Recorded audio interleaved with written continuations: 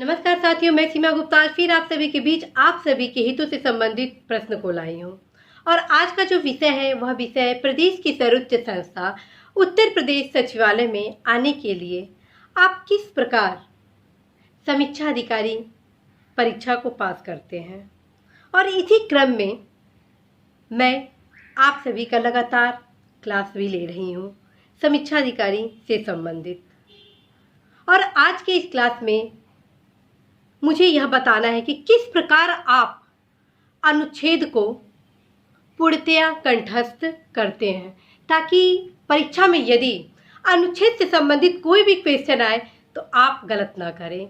साथियों, यदि आप अनुच्छेद का गहन अध्ययन करते हैं तो अवश्य ही आप राज्य व्यवस्था विषय से संबंधित जो आपकी तैयारी है वह पूर्णतया कंप्लीट होता है।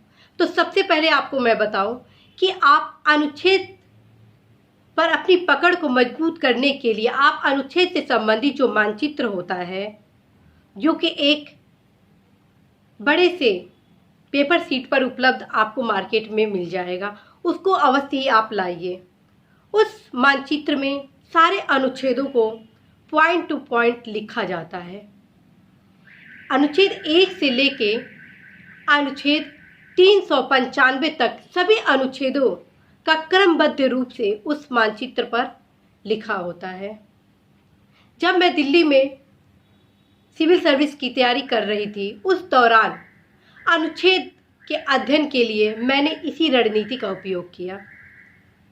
वहाँ पर हर दुकानों पर अनुच्छेद से संबंधित मानचित्र मिलता था।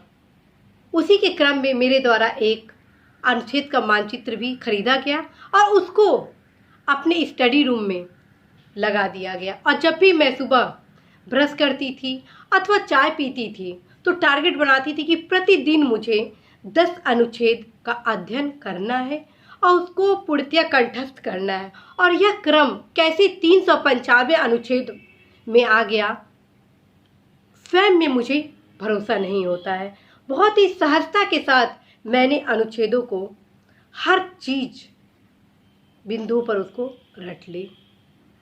और आज चाहे वह मूल अधिकार हो, नीति निर्देशक तत्व हो, निर्वाचन संबंधी प्रावधान हो, आपातकाल की व्यवस्था हो, SC ST OBC संबंधित प्रावधान हो, या राष्ट्रपति हो, उपराष्ट्रपति हो, प्रधानमंत्री हो, मंत्री परिषद हो, या कोई अन्य विषय से संबंधित जो भी अनुच्छेद हो, सारे अनुच्छेद बहुत ही सरलता सहजता भाव से मुझे याद हो गया। साथियों, मैं आपको बार बार बता रही हूँ कि मेरे द्वारा जो क्लास आप सभी का लिया जा रहा है वह कोचिंग के अनुरूप नहीं लिया जा रहा है कि आपको एक एक चीज़ बताया जाएगा। मैं आपको पगडंडी दिखाऊंगी, मार्ग दिखाऊंगी, जिस मार्ग को आप प्राप्त कर निश्चित सफलता प्राप्त करेंगे। साथियों, यदि आपको दुकान में अनुच्छेदों से संबंधित मानचित्र नहीं मिल रहा है तो आप स्वयं में इस मानचित्र को अपने हाथ से बनाइए। आप क्या करिए, एक प्लेन पेपर शीट बड़ा सा लाइए और उसमें आप कम से कम 10 लाइन बनाइए और हर लाइन में आप 50-50 अनुच्छेद को लिख दीजिए। और उस हर 50 अनुच्छेदों के भीतर 10 अनुच्छेद में एक रेड से मार्क बनाइए। इससे क्या होगा कि आपके दिमाग में चलेगा कि मुझे ये 10 अनुच्छेद आज पढ़ना है, अगले दिन मुझे ये 10 अनुच्छेद पढ़ना है, पिछले दिन मैंने कौन से 10 अनुच्छेद पढ़ा था। ये सब चीज़ आपको रिकॉल करने में आसान होगा। साथियों, आप किसी चीज़ को बाधा न बनाइए कि मार्केट में अनुच्छेद से संबंधित मानचित्र नहीं मिल रहा है तो मैं क्या करूं। यदि नहीं मिल रहा है तो आप स्वयं बना सकते हैं। और इसकी खास बात है कि यदि आप बनाएंगे तो आप बहुत ही सरलता के साथ अनुच्छेद का अध्ययन कर लेंगे, क्योंकि कहा जाता है कि जब आप लिखते हैं तो 50% आपको लिखने के दौरान ही याद हो जाएगा और 50% आप प्रतिदिन 10 अनुच्छेदों का अध्ययन करने के साथ आप आरंभ करिए। साथियों, अवश्य ही यदि आप इस मार्ग का अवलंबन करते हैं तो निश्चित रूप से आप अनुच्छेद के कब महारथी बन जाएंगे आपको स्वयं ही पता नहीं चलेगा। इसको आप लाइट नहीं लेंगे कि अनुच्छेद से 2-3 क्वेश्चन आता है, उससे मुझे क्या करना है।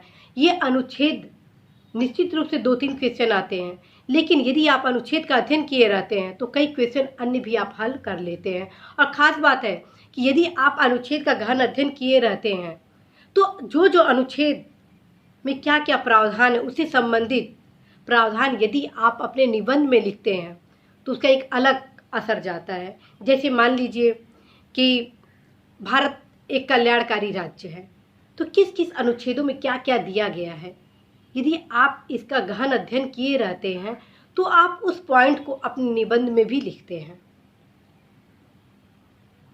यदि सामाजिक न्याय से संबंधित किसी भी प्रकार का निबंध लेखनी लिख रहे हैं और उसमें इस अनुच्छेदों को अंकित कर देते हैं, नोट कर देते हैं, तो जो एग्जामिनर होता है उस पर जो इम्पैक्ट होता है वो निश्चित रूप से बेहतर होता है।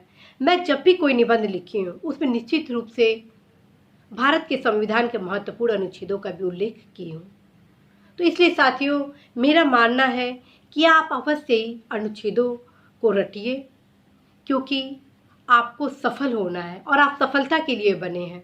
और मुझे पूर्ण भरोसा है कि यदि आप परिश्रम करेंगे तो सरलता के साथ आप देश के प्रतिष्ठित पदों पर, चाहे वो IAS हो, PCS हो या समीक्षा अधिकारी हो, अवश्य ही सफल होंगे। तो साथियों, मुझे पूर्ण भरोसा है कि इस क्लास के माध्यम से आप कैसे अनुच्छेदों का अध्ययन करें और कैसे आप सफलता प्राप्त करें, आप जाने होंगे। और इसी महत्वपूर्ण सूचना संदेश के साथ मैं सीमा गुप्ता आप सभी से विदा लेती हूँ। नमस्कार।